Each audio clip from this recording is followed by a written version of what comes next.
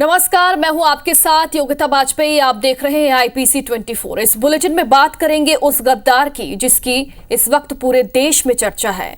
इस वक्त पूरे देश में जासूस ज्योति मल्होत्रा की खूब ज्यादा चर्चा है। जब से ज्योति जांच एजेंसियों के रडार में आई है, तब से ही कई बड़े राज खुल रहे हैं। ज्योति को लेकर एक और खुलासा हुआ कि वो लग्जूरियस लाइफ जीने की शौकीन थी। बड़े बड़े होटल, क्लब, महंगा खाना, देश के कोने कोने में घूमने का उसे शौक था। और शायद यही वजह है कि ज्योति एक आम लड़की से जासूस बन गई। ज्योति की ग्लैमर लाइफ पर देखिए ये एक खास रिपोर्ट। नमस्कार, this is the most amazing time.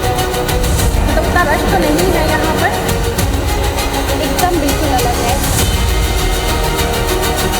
जासूस ज्योति मल्होत्रा जब से जांच एजेंसियों के रडार में आई है, तब से रोज नए नए खुलासे हो रहे हैं। खुलासे भी ऐसे जिसे सुनकर हैरानी इस बात की हो रही है कि आखिर कोई चंद पैसों के लिए देश के साथ गद्दारी कैसे कर सकता है।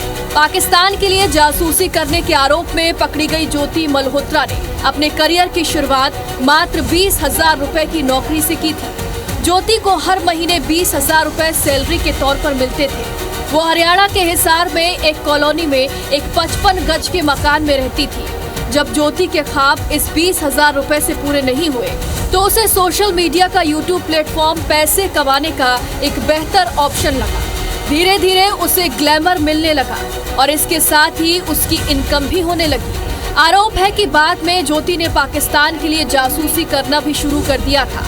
ज्योति की गिरफ्तारी के बाद पता चला कि वो कितनी लग्जरियस लाइफ जीती थी। ज्योति के यूट्यूब चैनल ट्रैवल विद जो पर लाखों सब्सक्राइबर हैं और वो दुनिया भर में घूमती रहती थी, जिसमें पाकिस्तान भी शामिल है। उसकी कमाई भी लाखों में होती थी। यूट्यूब के जरिए वो विज्ञापन, ब्रांड प्रमोशन, स्पॉन्सरशिप से भी अच्छी खासी कमाई करती थी। ज्योति की अनुमानित नेटवर्थ 15 लाख रुपए से 40 लाख रुपए के बीच हो सकती है। उसकी 15 करोड़ की नेटवर्थ बताई जा रही है। ज्योति एक डील के 20,000 से 50,000 रुपए तक चार्ज करती थी। ज्योति की बढ़ती कमाई और बढ़ते शौक की वजह से उसके खर्च बढ़ते ही जा रहे थे। ऐसे में वो भारतीय सुरक्षा एजेंसियों के शक के दायरे में आई और फिर उन्होंने ज्योति की ट्रैवलिंग हिस्ट्री खंगाली, जिसमें उन्हें पाकिस्तान यात्रा की जानकारी भी मिली। और ये यात्रा सिर्फ पर्यटन तक ही सीमित नहीं थी। जांच के दौरान पता चला कि कुछ संवेदनशील जानकारियां पाकिस्तान की खुफिया एजेंसी के साथ शेयर की हैं। फिलहाल ज्योति को रिमांड पर लेकर पूछताछ की जा रही है और जांच एजेंसियां ये पता लगाने में जुटी हैं कि ज्योति ने किन जानकारियों को लीक किया और क्या इसके पीछे कोई बड़ा नेटवर्क भी है। यदि आरोप सिद्ध होते हैं तो उन पर राष्ट्रद्रोह और राष्ट्रीय सुरक्षा अधिनियमों के तहत गंभीर धाराएं लग सकती हैं। Bureau report, IBC 24।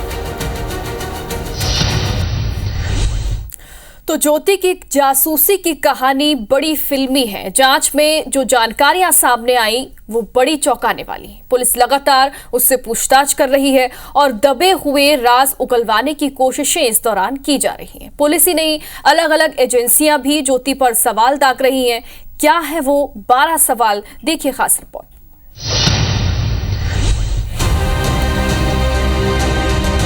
12 सवाल और गद्दारों का काम तमाम। जी हाँ, ज्योति समेत 12 आरोपी इस वक्त पुलिस की गिरफ्त में हैं। इन सभी पर आरोप है कि ये हिंदुस्तान से गद्दारी करके पाकिस्तान से यारी कर रहे थे। गिरफ्तार आरोपियों की लिस्ट में तमाम तरह के लोग हैं। इन 12 लोगों से जो 12 सवाल पूछे गए वो एक्सक्लूसिवली हमारे साथ लगे हैं, जो आपको जानना जरूरी है। सवाल नंबर 1, पाकिस्तान कब कब गए और वहाँ किन किन लोगों से मिले। सवाल नंबर 2, और कौन कौन पाकिस्तान इंटेलिजेंस ऑपरेटिव के संपर्क में है। सवाल नंबर 3, दानिश से गजाला और यामिन का क्या है कनेक्शन। सवाल नंबर 4, पाकिस्तान में कितने लोगों को जानते हैं। सवाल नंबर 5, ज्योति पाकिस्तानी उच्चायोग में पार्टी में कैसे शामिल हुई। सवाल नंबर 6, पाकिस्तानी अधिकारी दानिश से क्या कनेक्शन है। सवाल नंबर 7, पाकिस्तान में ज्योति के ठहरने घूमने के खर्चों का इंतजाम कौन करता था। सवाल नंबर 8, ज्योति की विदेश यात्राओं में खर्चे की फंडिंग कहां से होती थी? सवाल नंबर 9, पाकिस्तान में ज्योति को वीआईपी ट्रीटमेंट क्यों मिल रहा था? सवाल नंबर 10, ज्योति को पाकिस्तान पुलिस की सुरक्षा क्यों मिलती थी? सवाल नंबर 11, ओडिशा की प्रियंका के साथ ज्योति का क्या संबंध है? सवाल नंबर 12, पाक हाई कमीशन क्यों गए थे ज्योति और गजाला? ये वो 12 सवाल हैं जो इन जासूसी के शक में गिरफ्तार आरोपियों से पूछे गए हैं। अब इन सवालों के जवाब ही तय करेंगे कि ये सभी 12 गद्दार थे या फिर महज पाकिस्तानी सोच के शिकार। Bureau report IBC 24।